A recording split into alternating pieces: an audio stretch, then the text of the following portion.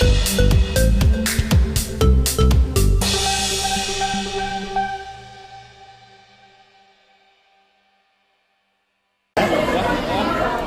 kemarin ada yang sangat keren mungkin dari Rizky kabar ini prestasi yang jarang banget mungkin anak-anak artis lakukan. Mungkin boleh cerita nggak sih ini gimana ceritanya dan kemarin tuh Rizky bisa launching seperti itu karena sukses.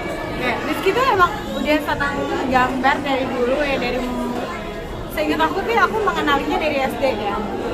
Cuman pas SMP gitu dia tambah di serius gitu nggak gambarnya. Terus udah mulai bikin komik, dia bikin di kertas-kertas gitu. Tapi kayak kertas lepasan aja, HPS gitu juga dia gambar. Aku waktu itu mikir kayak kan dia suka nempel-nempel tuh di kamarnya dia, di ruang belajar dia. Aku mikir kayak ini dia ngeprint apa gimana gitu. Aku mikir kayak dia ngeprint aja. Tapi ternyata emang gambarnya dia. Terus ya udah diarahin, akhirnya dia mulai kayaknya awal SMA kelas 1 kali ya. Dia udah mulai bikin komik beneran dan dia desain sama Rayon namanya publishingnya apa namanya yang menerbitkan komik-komik di Indonesia. Aku sendiri kayak ini bener gak sih anak ini gitu, tapi ternyata emang bener sih gitu. Dan minta doanya aja mudah-mudahan komiknya bagus dan banyak yang suka. Jadi kemarin pas lagi ada Comic-Con ya, ada acara Comic-Con di JCC, terus Rizky diminta untuk bikin talk show juga, terus apa namanya, tapi dia kayak masih malu-malu ya karena belum pernah kan, ini pertama kali buat Rizky. Jadi ya pengalaman banget lah. Dan itu komik elektrika ya, jadi kan tidak sehari dua hari tuh, mungkin dari awal mau KTT ini ada komik seperti apa?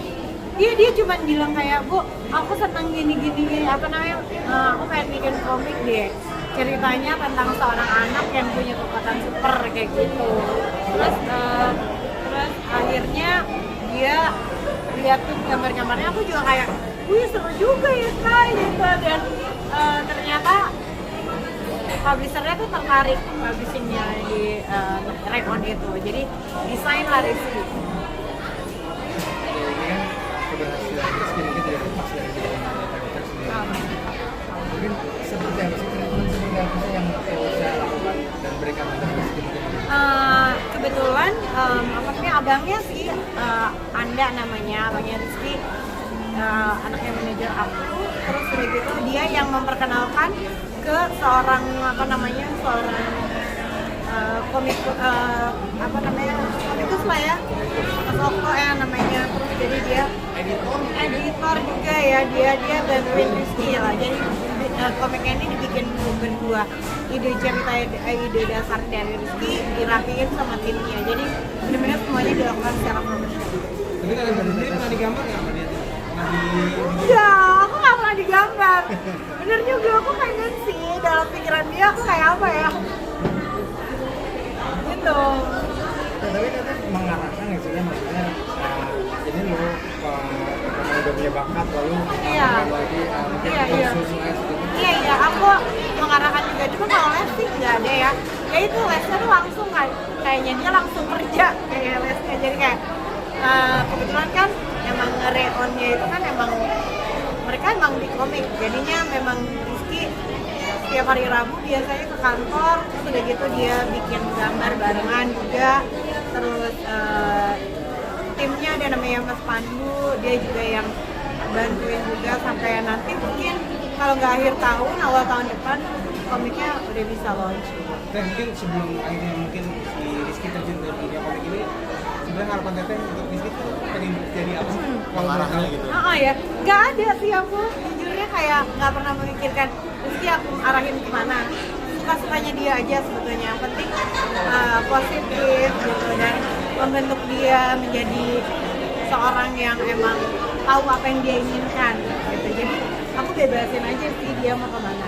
Ternyata dia pengennya gambar. Ini cara ngedidik yang ngebebasin ini nggak sih yang kemudian hari sekarang membentuk Rizky yang menjadi pribadi yang dekat dengan itu? Iya, alhamdulillah ya. Karena ya emang kalau di rumah kan kita berduaan doang ya. Jadi kayak aku kalau ngobrol sedih, senang juga sama Rizky juga sama gitu. Jadi sama-sama saling mengisi gitu. Dan dan akhirnya jadi sahabatan. Ini kayak anak yang sudah mulai tumbuh remaja dan khawatir lah maksudnya. Khawatir lah, khawatir. Cuman ya gimana caranya supaya aku juga nggak jadi terobsesi untuk mengawasi dia dan jadi mengekang. Jadi aku selalu mengingatkan tapi juga nggak yang benar-benar harus strict gitu.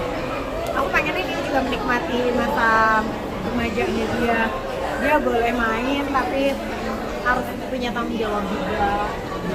Artinya dengan membangun, tadi bilang membangun kedekatan sampai layaknya seperti teman gitu, jadi keterbukaan sama lain kan maksudnya si Rizky lumayan sih, ya lumayan lah. Tapi aku juga nggak bisa mengklaim bahwa dia terbuka sepenuhnya ya, karena pastinya namanya juga anak remaja, ada aja masa yang diumpetin kan. Ya tapi ya udahlah, yang penting saling mengawasi aja, saling mengingatkan kalau dia salah, aku salah, saling mengingatkan. Tapi siap untuk ditinggal kan ya, maksudnya kan kalau dari Iya, bentar lagi juga kuliah ya. Aku udah bilang sih, pokoknya kakak kuliah di mana ibu mau ikut. nanti belum siap ya mungkin untuk ditinggal seperti ini. Di Jakarta aja lah kalau bisa. Ada yang ngelarang Rizky pacaran ya Bu? Enggak, Enggak ya? Sejauh ini boleh dia aja. sudah pacaran? Dia sih kayaknya dia ada teman dekat gitu, dan aku pernah dikenalin tapi ya udah itunya sebatas itu aja. Kita mengingat ada juga seorang musisi, ada nggak sih harapan dari mungkin Rizky suatu saat juga mengakui dunia Enggak musik? sih, enggak juga, kayak kalau dia suka ya silakan, kalau enggak ya jangan gitu, karena apapun itu kalau menurut aku harus yang dia suka gitu.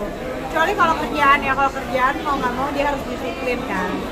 Dan jadi musisi juga menurut aku perlu banyak kerja keras. Kalau memang nggak suka mah aduh nggak bakal bisa lama kali ya.